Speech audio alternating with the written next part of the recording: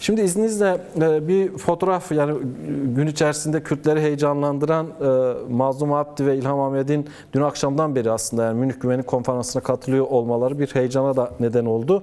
Görüntü ve fotoğraf yoktu ama artık var. Bu fotoğrafı arkadaşlarım bir verirse, evet, fotoğraf ekranlarda. Suriye delegasyonu içerisinde Mazlum Abdi, İlham Ahmet, Şehbani, geçici Şam yönetimi Dışişleri Bakanı Şehbani hemen yanında Mazlum Abdi ve Mazlum Abdi'nin hemen yanında da İlham Ahmet bulunuyor. Karşısında da Amerika Birleşik Devletleri delegasyonu bulunuyor. Dışişleri Bakanı Rubio ve beraberindeki heyetler arası görüşmeden bir kare. Bu belki 10 gün öncesi ya da birkaç hafta öncesi hayal edilmeyecek bir durumdu. Ama Kürtlerin mücadelesi, Rojava'daki özgürlük savaşçıların direnişi bu fotoğrafı ortaya çıkarttı. Dört parça Kürdistan'ın aslında dört parça Kürdistan'da yürütülen mücadele, Kürt halkının mücadelesi, özgürlük savaşçılarının mücadelesi, Kürt Halk Önderi Abdullah Öcalan'ın Kürt Özgürlük Hareketi'nin öncülük yaptığı bu mücadelenin kazanımlarıdır. Yani kim ne derse dersin böyle bir gerçek orta yerde duruyor. Bu fotoğrafı bir yorumlayabilir misiniz? Şimdi buradan başlayalım. Yani güncel bir durum olduğu için uluslararası komployla aslında Kürtleri bitirmek istediler, boğmak istediler. Son Rojava saldırıları da bunun bir parçasıydı. Belki de son darbeyi vurmak istiyorlardı. Son çiviyi çakmak istiyorlardı ama bu görüntünün ortaya çıkması bir lütuf olmadığına göre nasıl değerlendirmek lazım? Yani evet, 27. yılında Uluslararası Komployu Kara Günü bir kez daha yıl dönümü vesilesi şiddetle, nefretle kınıyorum. Aynı zamanda komplo sürecinde güneşimizi karartamazsınız şiarıyla komploya ilk darbeyi vuran ve komplonun nasıl boşa çıkarılıp yenilgiye uğratılabileceğinin yolunu gösteren büyük şehitlerin de büyük saygı ve minnetle anıyorum. Yani aslında 99 komplosu 98'de başladı. Bugüne kadar, o günden bugüne kadar sürekli kendi içerisinde farklı mecralarda devam ediyor. Yani yeni bir Orta Doğu şekilleniyor. Aynı zamanda yeni bir dünya şekillendirilmeye çalışılıyor. Bunun çok büyük kavgaları var. Üçüncü Dünya Savaşı ölçeğinde bir kapışmadan, bir çatışmadan ve savaştan söz ediyoruz. Ve bu neredeyse işte 30 yılı aşkındır devam ediyor. Aslında bu 30 yılı süre içerisinde de Kürtlerin de komploya karşı değişik etaplarına karşı sürekli direnişleri var. Sürekli ayaktalar. Komployu boşa çıkarmak ve geçmiş yüzyılda Kürtlere dayatılan statüsüzlüğün, özgürlüksüzlüğün, demokrasiden yoksunluğun, kimlikten yoksunluğun yaratmış olduğu tüm darbeleri aşmaya çalışıyorlar. Bu devam ediyor. Tabii ki her komploya direnişle, tabii ki onun yanında siyasetle, basınıyla, büyük bir diplomasi çabasıyla ve topyekün halkın direnişiyle, öncülerinin ve öz savunma kuvvetlerinin direnişiyle birçok etapı aslında uluslararası güçlerin hesapladığı ya da planladığı gibi yürümediğini biliyoruz. Bu aşamalar devam ediyor aslında. Bu nasıl denebilir? Bir, Kürtlerin direnişi hem oyunları boşa çıkarıyor. Oyunu boşa çıkardıkça da yeni alanlar onlara açıyor. Yani biraz böyle okuyabiliriz. Bu aynı zamanda elbette sadece direnişin kaba anlamını kastetmiyorum. Kürtler çok yönlü ve her boyutla direniyor. Yani diplomatik alanda, siyasi alanda, hukuksal alanda, öz savunma anlamında, örgüsel anlamda bir bütünen bir direniş hattı içindeler ve 30 yılı aşkındır da 27 yıldır komployla birlikte sürdürüyorlar.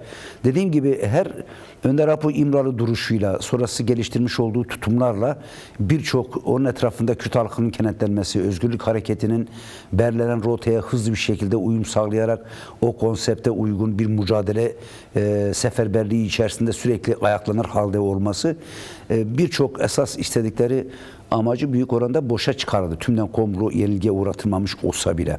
Şimdi biz bu özellikle Halep, Şeyh Maksud Eşrefi ile başlayan, sonra tüm Rojava satına yayılan süreçte yeni bir komplo mekaniğinin devreye girdiğini gördük.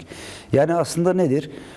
küresel güçlerin, bölgesel güçlerin hepsinin çok aktif olarak hareket halinde oldukları bir bölge dizayn süreci var.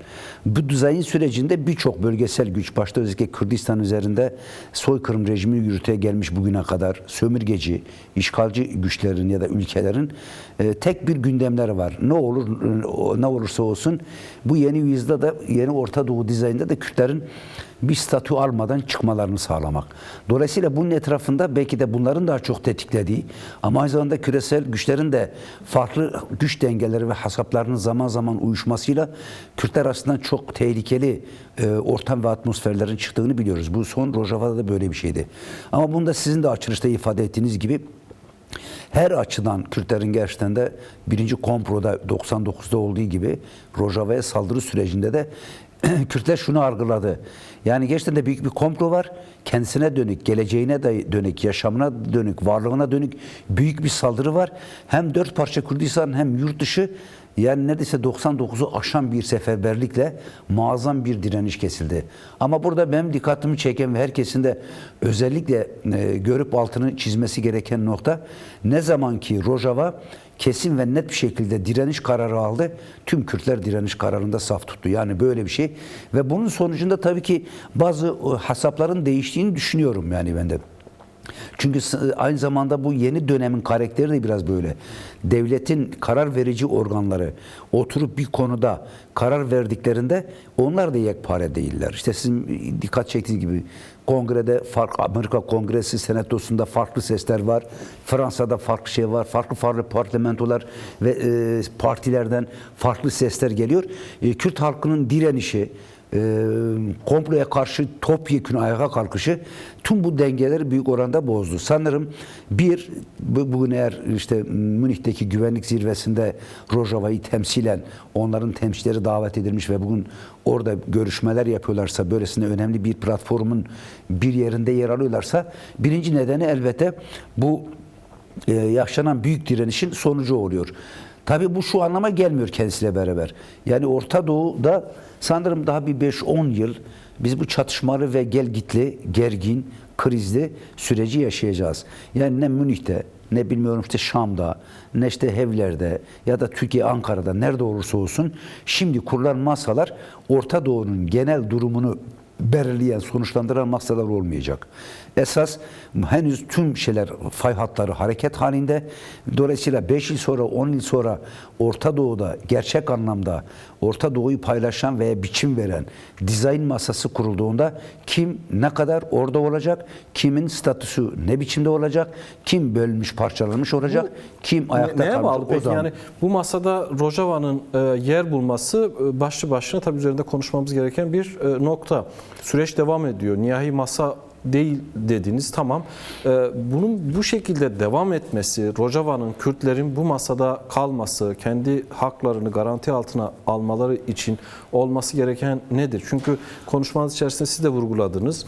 Birçok yorumcu da bunu kabul ediyor ki bu masada eğer Kürtler yer bulmuşsa bu Kürtlerin mücadelesinin neticesidir. İkincisi, yayın akışımız içerisinde konuşacağız. Kürt Halk Önderi Abdullah Öcalan'a yönelik ideolojik saldırılar var. Psikolojik savaş yürütülüyor. Kürtler arasında fitne fesat çıkarmak istiyorlar. 4 parça Kürdistan yan yana gelmesini istemiyorlar. Kürt örgütlerinin yan yana gelmesini istemeyen bir takım odakların varlığı da artık bir sır değil. Ya buradan da hareketle hem bu saldırılara karşı süreci korumak hem de bütün bu kazanımları garanti altına almak, ileriye götürmek için olması gereken nedir? Yani bir doğru, yani bu süreç devam edecek. Dolayısıyla sadece Kürtler içinde devam etmeyecek, onu söyleyeyim. Yani Suriye'nin kendisi, Türkiye, İran, Irak, hatta işte İsrail, diğer Körfez ülkeleri, tüm Orta Doğu'da Kıbrıs'tan Yunanistan'a kadar, hatta kısmen bununla bağlantılı ve yakın bir şey olarak Kuzey Afrika ülkeleri, bunların tümünün bu dinamik halleri devam edecek. Ama tabii ki bu ara süreçte buraya doğru giderken Kürtlerin inatçı ve ısrarlı direnişi, bu direnişin halk tarafından sahiplenmesi, hele özellikle nasıl ki Uluslararası Komplo 1999'da devreye sokulduğunda tüm Kürtler, 4 parça Kürdistan yek vücut olup büyük bir direnişe sahiplik yaparak kompronun birçok yönünü boşa çıkarma gücünü ortaya çıkardılarsa bu sefer de onu aşan bir durumla biz bugünkü atmosferi yakalayabildik. Yani gerçekten de Kürtler neredeyse 4 parçada tam tek duyguda, tek ruhta, tek amaçta, tek ortak noktada buluşarak bunu boşa çıkarmanın mücadelesi ve direnişi içerisinde oldular. Bu tabii ki Kürtlere yeni alanlar da açtı. Yani hem diplomatik alanda yeni alanlar açtı, siyasetten yeni alanlar açıyor. Reber Apo'nun başlatmış olduğu süreç özellikle bu krizli ve çok kırılgan Orta Doğu zemininde kimin altında kalacağının belli olmadığı bu atmosferde mümkün olduğu kadar en zayıf, en sıkıntılı, en zor 4 parçaya bölünmüş, 100 yıldır darbe yiyen Kürt halkını mümkün olduğu kadar bu soykırım tehdidinden kurtararak, koruyarak özgür alana ulaştırma çabası, bu konuda aldığı inisiyatif. Bunlar hepsi birleştiğinde en çok da tabii ki halkın direnişi, Rojava'nın direnişi, Kobay'dan tutun Haseke'ye, Kamışlı'dan tüm il, ilçe, köy, fert direnişine kadar bize yeni alanlar açıyor. Dolayısıyla bu şöyle sanırım değerlendirmek mümkün. Bir, komploya bu direnişte darbe vuruluyor. Ama bu mekanik de tümden bitmiş değil. Dolayısıyla direniş, örgütlenme, diplomasi, siyaset, ittifak ilişkileri bunları çok dinamik ve çok yaratıcı bir şekilde önümüzdeki süreçte de sürekli canlı tutmak, sürekli çok yönlü geliştirmek ne yapabilir? Sonuç bugün kazanılan mevzileri ya da bazı kaybedilen mevzileri yeniden kazanmaya açılan fırsatları, bu halkın özgürlüğü, hatta ulusal birliği, hatta coğrafik birliği belki tümünü doğru yürüyüşte büyük bir alan açar, büyük bir fırsat yaratır. Yani bu basit görmemek gerekir. Sonuçta eğer bugün Mazlum Abdi, İlham Ahmet, Şam heyetiyle birlikte böylesine bir platformda muhatap alınıyor ve öylesine bir şeye giriliyorsa bunun tabii ki arkasında muazzam bir direniş var ve aynı zamanda Kürtlerin dünya insanlığını etkileme düzeyi var, dünya siyasetini etkileme düzeyi var ve bu birçok hasabın içerisinde Kürtlerin de giderek daha ciddi bir aktör olarak var olduğunu, Orta Doğu'da bir dizaynın Kürtlersiz artık olmayacağını, Kürtlerin içinde yer almadığı bir dizaynın Orta Doğu'nun geleceği açısından o yıkımlı halin sürdürülmesi anlamına geldiğini gösterdi. Meselenin hem güvenlik boyutu var burada hem de siyasi boyutu var. Bundan sonrası için, Rojava için, Kürtler için bu adım ne anlama geliyor? Yani bundan geri artık düşmeyeceğine göre ilerisi için düşündüğümüzde tamam belki bu bir resmi kabul onayı değildir. Platform kendisi öyle değil ama son derece dünya açısından da güvenlik açıkları açısından baktığımızda, güvenlik politikaları açısından baktığımızda NATO başta olmak üzere güvenlik politikalarının da belirlendiği, tespit edildiği bir platform.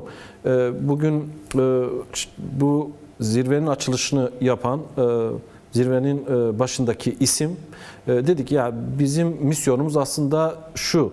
Yani bir bisiklet bozuk olur, tekerlekleri bozuk olur. Buraya gelir, biz tamir ederiz, göndeririz. Yani ilişkileri, uluslararası ilişkileri veya güvenlik ilişkilerini buna benzetti. Ya buradan da yola çıkarak bundan sonrası için ne göreceğiz? Yani tabii ki bu dediğim gibi yani sonuçta bir biçimiyle yani en az da şimdilik Rojava Kürtleri açısından onların en üst temsilinin bu tür platformlara daveti ve bu tür platformlarda temaslarda bulunma imkanı giderek uluslararası kamuoyuna, uluslararası sisteme belli yönleriyle kısmen şöyle diyebiliriz. Yani bir alan açılıyor. Yani bunun arkasından nasıl gelebilir? Giderek bir meşruiyet zemini, bu aynı zamanda eğer doğru çalışılır, doğru sahiplenilir ve bu direniş doğru yürütülürse Rojava Kürdistan'ında başlayarak bir Kürt statüsünün, bu halkın statüsünün belli bir noktaya doğru evrilmesinde, garantiye bağlanmasında önemli bir veri diyelim. Yani her şey değil ama önemli bir ipucu olarak değerlendirilebilir. Şimdi dolayısıyla bundan sonra ne oluyor? Tabii ki bu alanları yani ortaya çıkan direnişin hem küresel ölçekte hem dünyanın sonuçta siyasetini ve dizaynını belirlemede aktif olan güçleri etkileme düzeyinde daha etkin, daha aktif rol oynamayı gerektiriyor.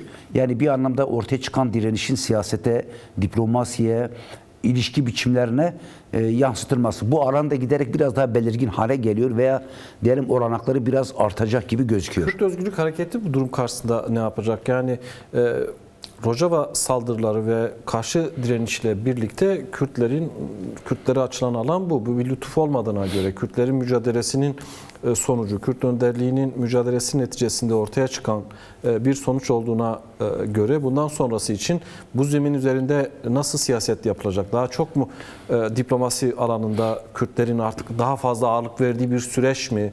Hem saha hem diplomasinin birlikte yürüdüğü bir süreç mi göreceğiz? Yani tabii ki özellikle 27 Şubat Demokratik Barış ve Demokratik Toplum Çağrısı, onun ardından Rebbe Rapo'nun Kürt Özgürlük Hareketi ile birlikte ortaya çıkardığı yeni yaklaşım biçimi zaten buranın önemini bir parça daha da artırdı, belirgin hale geldi. Dolayısıyla eğer gerçekten de Kürtlere karşı soykırımı silahlı ve saldırgan bir politikayla yürütmeyi bırakırlarsa bu yani Kürt Özgürlük Hareketi ve Kürtler bunu daha çok siyaseten demokratik yol ve yöntemlerle, hatta hukuk zemininde aynı zamanda diplomatik yol ve yöntemlerle yürütme kararlılıklarını çok büyük oranda ortaya koydular ve bunda bir tereddüt yok. Ama şöyle bir, tabii ki Orta Doğu'da yaşıyoruz. Sonuçta eğer bugün bu fırsatlar ya da belirtilen gelişmeler yaşanabiliyorsa bunun da altında yaşanan kendini savunma ve direniş yatıyor. Bunu hep yedekte tutarak bu açıdan yola daha çok girmek gerektiğini söyleyebiliriz. Ama şöyle bir şey de var, yani onu da söylemekte fayda var. Giderek Orta Doğu'da bu yaşanan büyük kapışmanın sanırım sonlarına doğru gidiyoruz. Yani giderek Irak ve İran üzerinde yoğunlaşıyor. Birkaç tane temel halkası var tabii ki. Bunlar belki uzun zaman da alacak. Ama giderek Orta Doğu'da belli bir biçim verme, hem enerji ve ticaret yolu bağlamında hem İsrail'in güvenliği bağlamında, aynı zamanda Orta Doğu'yu tarihsel ve toplumsal kültürel olarak bir türlü küresel kapitalist moderniteye entegre edememenin getirmiş olduğu nasıl diyelim çok saldırgan politikalara bu barajı kırma hamleleri giderek sona doğru da geliyor. Dolayısıyla burada bakıldığında sanırım bu ikili şey iç içe geçecek. Yani hem olanakların diplomatik ve siyasal olarak büyümesi, aynı zamanda saldırı ve tehditlerin de o oranda sürekli yedekte var olacağı bir süreci biz yaşamaya devam edeceğiz. Hem bu ortaya çıkan olanakları daha etkin değerlendirmek, yani bu konuda aslında Kürt hareketi, Kürtler belli bir tecrübe de kazandılar. Yani çünkü en çok bundan muzdariptirler. Yani yüzyıllardır hep direndiler, baş kaldırdılar, isyan ettiler. Mücadelede ve direnişte aslında çok fazla laf söyleyecek bir şey bırakmadılar. Ama iş gelip diplomasiye, küresel sistem ve aktörlerle iş yapma, iş götürmeye gelince bu konuda da artık daha ciddi, daha nasıl diyelim, hem tarihsel, bölgesel birikimi de iyi gören yerden etkin bir rol oynamaları gerektiği de anlaşılıyor. Böyle bir sürece de girdik. Kürt halk önderi Abdullah Öcalan yani bir yıl önce, bunun da yıl dönümü geliyor, 27 Şubat çağrısının 1. yılı birkaç gün sonra. Bu bir yıl içerisinde dönüp tabloya baktığımızda ne değişti? Belki ne değişmedi diye de sormak gerekiyor ama ne değişti üzerinden hareket edersek bu konuştuklarımızla birlikte aslında şöyle bir tespiti vardı. Yani bir yıl içerisinde defalarca da dile getirdi. Kürtler yasa dışı ilan edildi. Denklem dışına atıldı. Bu sadece Türkiye ile ilgili bir durum değildi. Aslında uluslararası sisteme de baktığımızda durum bu. Birinci Dünya Savaşı'ndan bugüne kadar süregelen bir gerçeğin ifadesiydi. Oradan düzeltmek gerektiğini de söyledi. Bugün bu gördüğümüz sonuçların görünmeyen emeği aslında son bir yılda Kürt Halk Önderi Abdullah Öcalan'ın yaptığı çağrı ve attığı adımlar, kurmak istediği denklem. Bununla ilişkisini kurduğumuzda bir yıl içerisinde zorluklarına rağmen, aksaklıklara rağmen ne oldu, ne değişti, ne kadar yol alabildik? Ya doğrusu isterseniz yani şöyle, bu Kürtler 100 yıldır tam bir soykırım cenderesine kadavra gibi teslim edilmiş, 4 parçaya bölünmüş bir varlık olarak yaşattılar. Hiçbir hukukları olmayan, tanınmayan, reddedilen, işte Rojava somutunda görüldüğü gibi önemli bir nüfusu muhacir olarak kabul edilen, kimlik bile verilmeyen, diğer parçalarda ise sadece bir asimilasyon ve yok etme öznesi olarak ele alınan ve bu yüzyılda buna karşı bir direniş var. Şimdi yeni bir Orta Doğu şekillenirken geçmiş yüzyılda nasıl çok bilinerek, bilinçli bir şekilde yararlı halde bırakılıp bir anda bölgenin yönetilmesi açısından küresel aklın bir tezgahı biçiminde önümüze çıktıysa, yeni Orta Doğu biçimlemesinde de yani şunu çok net söylemek gerekiyor. Belki birçok tartışma var. Onu da ilerleyen zamanlarda belki tartışabiliriz. Ama bana öyle geliyor ki yani bu yeniden Orta Doğu şekillendirilmesi sürecinde, dizaynı sürecinde en büyük risk altında olan halklar Filistinler ve Kürtlerdir. Ne olacak bunların durumu? Kürtler 100 yıldır bu sisteme direniyor ve hep katliamla karşılaştılar. Şimdi henüz de bitmiş de değil. İşte geçen gün Hakan Fidan'ın açıklaması, ki uzun yıllardır bunu söylüyoruz. Başur Kürdistan'da Kürt halkının statüsünü bile tartışmaya açan, hedef gösteren yaklaşımlar var. Daha önce Erdoğan'da da benzer şeyler vardı. İran'ın perde arkası şeyler var. Suriye'nin var. Şimdi dolayısıyla burada bakıldığında bu yeni dizayn sürecine giderken de en büyük risk altında olan halklardan birisi Kürtler. Dolayısıyla rehber Apu tam da buradan, yani gerçekten de Kürt halkının yeniden bir soykırım ve var olan kazanımların da tümünün Kırım'dan geçirilerek yine Orta Doğu'nun yararlı halkı olarak bırakılmaması açısından muazzam bir siyaset ve hamleci rol oynuyor. Şimdi dolayısıyla aslında 27 Şubat biraz buna alan açmak, bunun modelini, bunun hem nasıl diyelim, hem tehlikeleri öngörülen, var olan Kürtleri işte en son Filistin örneğinde gördük, Rojava örneğinde gördük. Karşı karşıya bulunduğu Kürtlerin büyük tehditleri öngörerek bunu nasıl önüne alırım, nasıl ön alınabilir, daha gelmeden nasıl durdurulabilir? Bir yanımda bunun hem siyasal ufkunu, hem siyasal dilini, modelsel dilini, ilişki dilini yeni biçimden tanımladı, yeni biçimden şekillendirdi. Şimdi dolayısıyla bu hem Güney'in değerlerinin ve imkanlarının, kazanımlarının korunması, Bakur'da var olan kazanımların giderek bir entegrasyonla, demokratik entegrasyonla Kürtlerin sisteme kabul edilmesi, hukuksal anlamda sisteme dahil edilmesi, Rojava'da benzer bir şeyin yaşanması, önümüzdeki dönemde aynı zamanda Rojlat'ta da benzer bir sonuçla neticelendirilmesi açısından Önder Apo'nun müdahalesi büyük bir alan açtı. Yani hem Kürtlerin soykırımının önünü alan, ama aynı zamanda Kürtlerin sadece soykırımdan kurtulmak değil tabii ki. Aynı zamanda bu yeni yüzyılda Kürtlerin özgür, ortak ve demokratik bir zeminde kendi kimlikleriyle, kendi değerleriyle yaşayabilecekleri kendi coğrafya üzerinde bir sonuca ulaştırmak. Tüm şeyler bunun üzerinden geliştiriliyor. Şimdi denebilir ki Rojava somutunda biraz bu göründü. Yani Kürtlerin erişim daha güçlü. Yani Kürtler birilerinin çatışma, imha, soykırım gerekçeleri olmak yerine herkese daha farklı bir model, daha farklı bir alan açıyorlar. Hem böylece Kürtlerin güvencesinin sağlanması imkanı doğuyor. Aynı zamanda da Orta Doğu'da da bu büyük kapışmanın içinde de Kürtler aynı zamanda yeni bir modelin de öncülüğünü yapıyorlar. Peki durum tablo buyken Kürt Halk Önderi Abdullah Öcalan'a yönelik saldırılar, yine Kürtlere yönelik psikolojik savaş, Kürtleri birbirine kırdırma, karşı karşıya getirme, yani sadece 4 parça Kürdistan için söylemiyorum. Aynı zamanda Kürt Özgürlük Hareketi'nin de içine oynayan bir yaklaşım görüyoruz. Bu bugünün meselesi de değil. Yani geçmişten beri işte Şahin, güvercin olarak tanımlanan bir gelenek. Yani direnen Kürt'e sürekli tırnak içerisinde kötü Kürt olarak ifade ettiler. Teslim olana da iyi Kürt olarak tırnak içerisinde ifade eden bir yaklaşım vardı. Bugün de yani durum buyken sanki bu olup bitenlerin tamamından Kürtler, Kürt Özgürlük Hareketi sorumluymuş, tırnak içerisinde kusurluymuş gibi bir algı yaratmaya çalışıyorlar ki bu dijital medya üzerinden daha çok yapılıyor. Biraz şeye de benziyor artık, yani dijital medya koruculuğu kavramı kullanıyorlar son dönemlerde. Buna da benziyor. Bunun sebeplerini nasıl değerlendiriyorsunuz? Ya şimdi orada biraz biz de izlemeye çalışıyoruz. Yani mesela birçok, yani önemli ekseriyeti o sizin de ifade ettiğiniz çevrenin çok fazla nasıl diyelim böyle hem düşünsel bütünlüğü, zihinsel bütünlüğü, bir paradigması olan şeyler değil. Kaba hakaret işte şeyler. Bunun çok şeyi yok.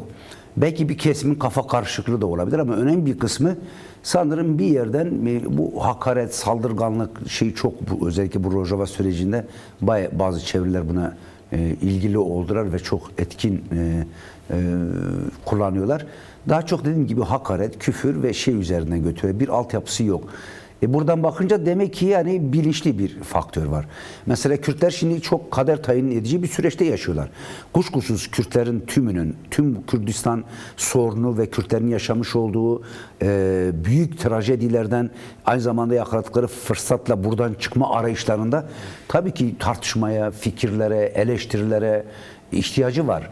Bunu en çok da bizzat Reber Apo yapıyor zaten. Dikkat edilirse muazzam bir eleştiri ve öz eleştiri diyalektiği içerisinde bunu geliştiriyor. Hem kendisine dönük, çevreye dönük, içe dönük, dışa dönük, devletlere dönük, küresel sisteme dönük hep eleştiri ve öz eleştiri götürüyor. Başka türlü çok hazır kalıplarla Kürt sorunu gibi bir sorunu bir yere vardırmak, onun içine çıkmak mümkün değil. Ama dediğim gibi bunun dışında olanlar daha çok dediğim gibi belli oluyor ki belli yerden harekete geçirilmişler. Yani bu süreçte çok nasıl diyelim gerçek anlamda Kürt sorununun ciddiyetini, tehdidi ve tehlikeyi algılamaktan uzak ya da bundan uzak durmayı tercih eden yaklaşımlar oluyor. Ama şöyle bir durum var. Yani şimdi bu süreç aslında halk Rojava sürecinde birçok şeyi aştı geçti aslında. Yani tutumun ne olduğunu, tehlikenin büyüklüğünü hem gördü hem gösterdi, hem sahip çıkarak durdurmanın yolunun ne olduğunu tanımladı. Dolayısıyla burada tam da Reber Apo'nun neredeyse bu görüşmeler daha tam resmi olarak başlamadan yaptığı öngörülerin birebir ortaya çıktığını biz gördük.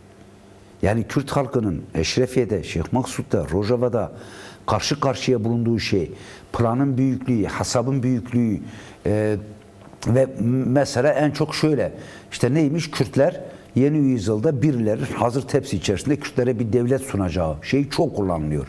Yani kim Kürtlere devlet sunmaya kalktı da Kürtler reddetti? Yani işte tam tersi yani zor bela büyük işte sanırım 15 bine yakın şehidi bir o kadar gazisiyle, bir sürü milyonlarca insanın göçertilmesiyle, bir sürü katliam, işkence, evini göç etmenin bedeli olarak zor bela Rojava'da bir nefes alabilecek küçük bir coğrafyada kendilerini var etme sürecine biraz evrildiler. Nasıl ezilmeye çalıştılar, nasıl katliamla karşı karşıya kaldılar. Benzer durum her tarafta bir sonuç olarak önümüze duruyor. Dolayısıyla siyaseten belki şu yönü olabilir. Yani bu dönem işte halkın tümünün Rojava sürecinde ortaya koyduğu esas olarak Kürt siyasetinin bundan sonraki tutumu önem kazanıyor. Yani bu gerçekten de Kürdistan sorununu her dört parça açısından son Rojava gerçekliğinde ve yeni dönemde önümüzdeki dönemde herkes artık hemfikir. Irak'ta ortaya çıkıp ve Kürtlerin karşısına dikilecek tehdit dikkate alındığında Kürtlerin buradaki pozisyonu ve tutumu ne olacak? Ne olacak Esas peki mesele bu. Kürt Özgürlük Hareketi'nin tutumu ne olacak? Hem Cemil Bayık'tan hem Duran Kalkan'dan açıklamalar geldi, Murat Karayılan'dan açıklamalar geldi. Bunu duyduk, kamuoyu da konuştu, tartışıyor. Bu yeni durum karşısında yani hem sokakın söylediği, Kürt halkının söyledikleri, bölgesel ve uluslararası gelişmeler de göz önünde bulundurulduğunda her açıdan yeni bir durumla karşı karşıyayız. Siz de bunu tespit ettiniz. Bu durumda Kürt Özgürlük Hareketi bunları dikkate alarak bundan sonra ne yapacak? Nasıl bir yol izleyecek? Yani Reber Apo'nun bu konuda ciddi bir inisiyatif aldığını biliyoruz. Daha ilk 27 Şubat bildirisini açıkladıktan hemen sonra heyetiyle KDP'ye, Barzani'ye, Mesut Barzani'ye, yine Bafıl Talabani'ye mektuplar yazdığını, Rojava'dakilere mektuplarını yazdığını, aynı zamanda paralel olarak tehdit ve tehlikenin büyüklüğünü gözeterek Kürt Ulusal Birliği'nin stratejik önemine atıfta bulunarak bunun için yoğun mesai sarfı hala devam ediyor. Hala da devam ediyor.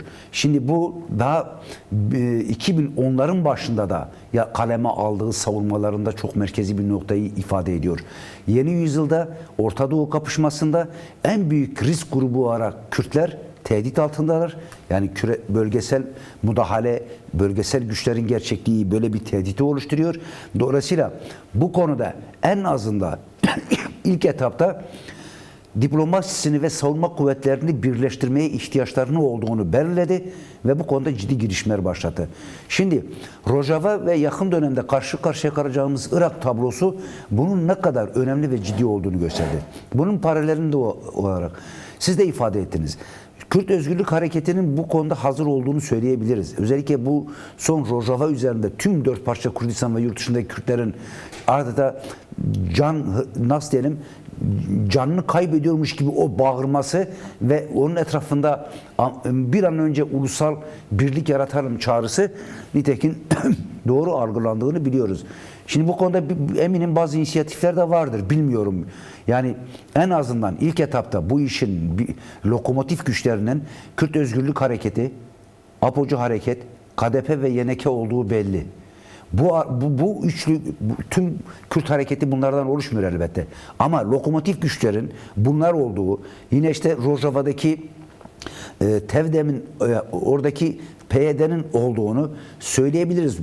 Bu lokomotif kuvvetlerin eminim bu halkın tüm alanda ayyuka çıkan çağrılarının mutlaka bir biçimiyle ele alındığını, tartışıldığını, belki bu konuda ziyaretlerin yapıldığını, tartışmaların yapıldığını yani artık kamuoyu önünde Cemil Bayık, Besi Hozat, Barzaniler ya da Mesut Barzani, Tarabaniler, Mazlum Abdi, İlham Ahmet'i aynı karede görmek istiyor. Yani böyle bir talep var ve bunun bir ortak savunma gücünün oluşturulması, diplomaside ortak hareket edilmesi. Hatta ben daha ilerisini, ben Vafıl Tarabani'nin, Mesut Barzani'nin, Reber Apo'nun, Mazlum Abdi ve İlham Ahmet'in dördünün karesinin ihtiyaç olduğunu düşünüyorum.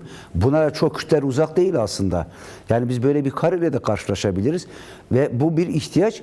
Sadece mesela işte bugün bir konunun girişinde açtığın konu, emin olun işte bir Münih güvenlik zirvesinde Rojava'nın temsili var, Başur'un temsili var.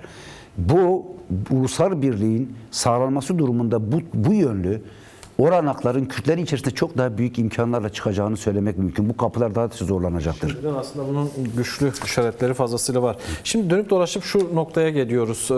Rojava'ya saldırıyla birlikte çözüm süreci olarak tartışılan bilinen demokratik toplum çağrısı yara aldı.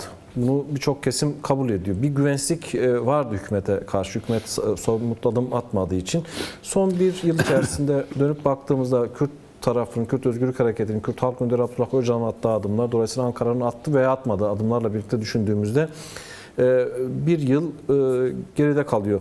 Bundan sonrası için Rojava üzerinden, artık Rojava öncesi ve sonrasını konuşacağımız için süreçle ilgili durum nedir? Kürt Halk Önderi Abdullah Öcalan nasıl bir yol izleyecek? Kürt Özgürlük Hareketi bu konuda görüşlerini açıklıyor, farklı çevreler açıklıyor. Kürt Halk Önderi Abdullah Öcalan doğrudan konuşamıyor. Herkes de Kürt Halk Önderi Abdullah Öcalan adına konuşuyor.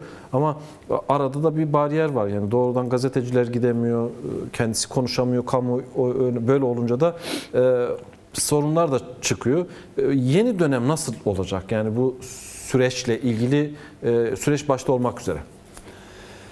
Yani tabii mesela Reber Apo'nun 27 Şubat çağrısı, ardından pratik anlamda attırdığı adımlar var. En son biliyoruz ki Rojava'da da tam bir aslında büyük bir komplo devreye konuldu. Bu komplo tehlikeliydi. Belki birçok çevre henüz bunun çok farkında değil. Ama biz farkındayız. En büyük farkındalığı da Reber Apo baştan beri biliyordu.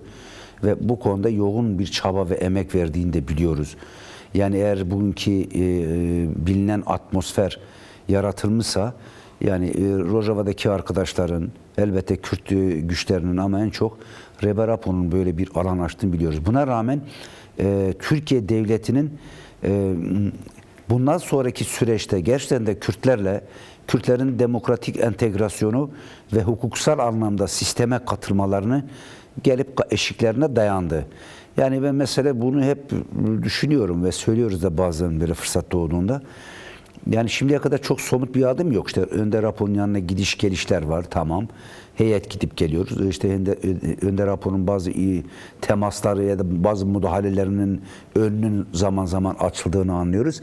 Ama esas bunun ötesinde gerçekten de kocaman bölgede 100 yıldır uğraştıran ve bir türlü de bitmeyecek olan, her dört devlet açısından da 100 yıldır böylesine bir kör düğüme dönüşmüş ve kangrenleşmiş bu sorunu stratejik boyutuyla, stratejik bir akılla ele alacaklar mı, almayacaklar mı? Şimdi bunun bazı emarelerini sunuyorlar, var. İşte o kardeşlikten bahsediyorlar. Beraber işte biz bu vatanını kurduk. Beraber bu vatanda işte bilmiyorum hak sahibiyiz. Doğru, madem öyleyse gerçekten de bu 100 yıldır sistemin dışına itilen, sistemin hatta hedefi haline getirilen bu varlık, bu oluşum sisteme demokratik ve hukuksal zeminde entegre edilmesinin önü açılacak mı? Şimdi bunun kararını verecekler. Yani belki ilk etap tamam, bu tür sorunlar biliyorsunuz bir iki şeyde çözülmez. Ama bu yol ve yöntemlerle çözülmesinin kapısı aralanacak mı, aralanmayacak mı? Biz bu önümüzdeki birkaç ayda bunu göreceğiz. Cemil Bayık, Duran Kalkan da aynı şeyi söyledi. Somut adım görmek istiyoruz. Yani tamam, artık laf söyleniyor. Fakat somut adım. Bu somut adımları biraz açabilir misiniz? Yani Kürt Özgürlük Hareketi, Kürt halkı ne görmek istiyor? Hangi somut adımları görmek istiyor sürecin ilerlemesi için? Yani bir tabii ki mesele işte en azından Suriye'de Kürt halkının zor veren nefes aldığı bir coğrafyayı esmek açısından o çetelerin hepsini oraya buraya sürme adımlarını görmek istemediği belli. Yani siz eğer kendi içinizde 25-30 milyona yakın bir nüfus ve 100 yıldır da senin kırmak, yok etmek için uğraştığın, bir türlü yok edemediğin, son 42 yıldır da 43 yıldır da bir savaş gerekçesi olmuş, isyan gerekçesi olmuş bir sorunu eğer çözmek istiyorsan temel bir şart şu. Yani gerçekten de ayrı bir halk ve bu ayrı halkın varlığından kaynaklı en temel haklarının kabulüne yanaşacak mısın? Buraya dönük adım atacak mısın? Bunlar elbette anayasal sorunlar. Hayır dedim, şimdi oraya gelmedin ama buraya doğru giden bir güzergah ve buraya doğru giden bir yol döşeyecek misin? Ya da bu yolun işlevsel kılınması, bu yolun kullanılır hale gelmesi açısından o yolu açacak mısın? Şimdi bu konuda somut doğrudur. Görülmek istenen şeyler var. Nedir? İşte en azından özgür katılım yasalarının bir an önce çıkarılması gerekiyor. Şimdi en pratik bir anlamı da var. Şimdi diyorlar ki işte PKK feshedildi, silahlı mücadeleyi sonlandırdı. Buna denk düşen, bunu pratize edebilecek bir alanın açılması lazım. Bu demokratik katılım, özgür katılım yasalarıyla olabilir. Meclisin bu konuda bir an önce düzenlemesi yapması gerekiyor. Yine ikincisi entegrasyon yasalardır. Gerçekten sen bu Kürt'ü ne yapacaksın? Yani tekrardan sen Kürt'sün ama Türk mü ol diyeceksin. Kürt'sün, Türklüğün kuralları içerisinde davranırsan bu iş yürür mü diyeceksin. Bunun olmadığı anlaşıldı. Yani o safsatalar da artık bitti. İşte nedir? Vali de olur, kaymakam da olur, bakan da olur, bilmiyorum. Cumhurbaşkanı olur. Bu safsatalar da bitti artık. Yani bunun bu artık yani bırakın Kürdü, bir Türk'ü bile artık buna ikna etmekte zorlanırsınız yani. Şimdi dolayısıyla buradan bir kapı aralanacak mı? Aralayacaklar mı? Bu güçleri var mı? Ya da böyle bir kararlılığa sahipler mi? Sanırım bu önümüzdeki işte Nisan-Mayıs ayı, bahar aylarına doğru biz biraz bu tabloyu görmüş olacağız. Kürt Halk Önderi Abdullah Öcalan'ın durumu sürekli tartışma konusu. Yani tamam, bazen görüşme oluyor ama neticede halen İmralı işkence sistemi lağvedilmiş değil. Var olduğu sürece de en büyük engellerden biri.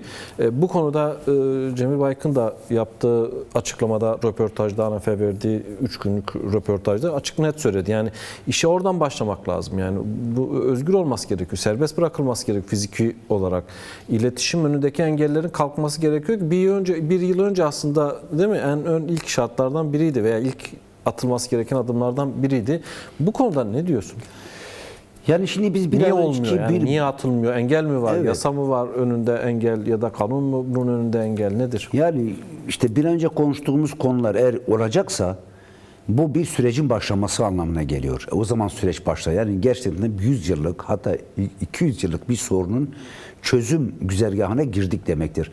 Siz bu çözüm güzergahına girdiğinde kiminle bu işi yapacaksınız? Önder Apo ile yapacaksınız. Önder Apo'nun İmralı'da böyle belli aralıklarla bir heyetin o gemiyle mi artık helikopterle, uçakla mı neyse artık götürülüp getirilmesiyle olmayacağı çok belli değil mi? Dolayısıyla eğer bir de bir isyanın lideri ya da bir direnişin lideri bu kendisinin kalkıp yarattığı bir sorun değil ki. Zaten kendisi yaratsaydı bu kadar destek, bu kadar kıyamet kopmazdı. Bir kişi çıksa herhangi olmayan bir sorunu var diye onun ayrıca etrafından... Rojava sürecinde bu tür engeller olmamış olsaydı belki Rojava böyle olmayacak. Yani demek ki sonuçta bir Kürt sorunu var. Bu önderliği de, bu hareketi de, bu isyanı da, bu direnişte çıkaran bu sorundur. Şimdi eğer bu sorun çözülecekse bu sorunu görünür kılan, herkesin gözünün içine sokuşturan burada bir sorun var. Bu sorun devam ettikçe ne siz rahat yaşarsınız ne bu halk yaşar. Bu halk Kırım'dan geçtiği süre siz orada rahat yaşayamazsınız diyen bir önderlik var ve bunun farklı çözüm yol ve yöntemlerini sunuyor. Silahlı direnişini de geliştirdi, muazzam bir direniş geliştirdi. Türk devletini en zora sokan muazzam bir Kürt direnişini 42 yıl kesintisiz sürdüren bir direniş. Şimdi farklı bir yolda bu sorunun çözümünün alanını açıyor. Dolayısıyla elbette bu mesele sırf stratejik anlamda değil, taktik anlamda bile bakarsanız ki kendileri de bunu doğru tespit etti. Bahçeli'nin ilk çağrısı neydi? Gelsin bu mecliste Dem grubun başında bu sorunu bu yöntemle çözerim dedi. Neydi? Siyaset yapsınlar. Demokratik yol ve yöntemlerle Erdoğan da çözelim. söyledi. Silahı bıraksınlar, silahlı şeyden vazgeçsinler, gelsinler siyaseten yapsın. Zaten partisi de hazır dedi. Gelsin partinin başına çıksın, grupla konuşsun. Şimdi onlar da bunun farkında. Yani şimdi dolayısıyla bu işin elbette eğer yürümesi için ciddilerse ilk etapta bunun çok öyle engel de yok. Rehber Apo 27. yılına giriyor. Yani mesele umut hakkı falan da değil aslında. Dünyada üstelik kendi tarihsel deneyimler de var. Sadece bunu başka ülkelerin örneklerini de vermeye gerek. Yani Güney Afrika'ya, Mandela örneğine falan gitmeye de gerek yok. Bizzat Osmanlı'nın deneyimleri var, Cumhuriyet'in kendi deneyimleri var. Bir isyan eğer bitmişse, barış yani isyandan vazgeçilmişse nasıl yol ve yöntemler kullandıklarının kendi arşivlerinde de var. Şimdi eğer böyleyse o zaman bir çırpıda çok fazla zamana yaymadan Rehber Apo'nun özgür çalışır, özgür yaşar ve bu işe en çok bir sürü şeyi var çünkü yani öyle bir iki mesaiyle olacak işler değil yani. Yani kocaman kendileri mesele bu süreci götürürken eminim Erdoğan'dan tutun Bahçeli'ye kadar bu işle ilgili birimleri eminim yüzlerce belki de binlerce ekiple çalışıyorlar. Öyle kolay bir sorun değil ki. Hele yarın öbürsün demokratik ve hukuk zemininde çözüm yoluna girme aşaması ciddileştiğinde bir sürü başlığı var, bir sürü şeyi var. Bunu İmralı koşullarında birkaç arkadaşın yanında olmasıyla yapamazsınız yani. Hem teknik olarak doğru değil, hem stratejik anlamda doğru değil, hem de yaşanan olayın kendi bağlamı içinde bile doğru değil. Bir an önce ilk başta Rehber Apo'nun özgür ve rahat koşullarda bu işin başında bunu yönetmesi gerekiyor. Mustafa Temel bir şart Sarıkaya tabii.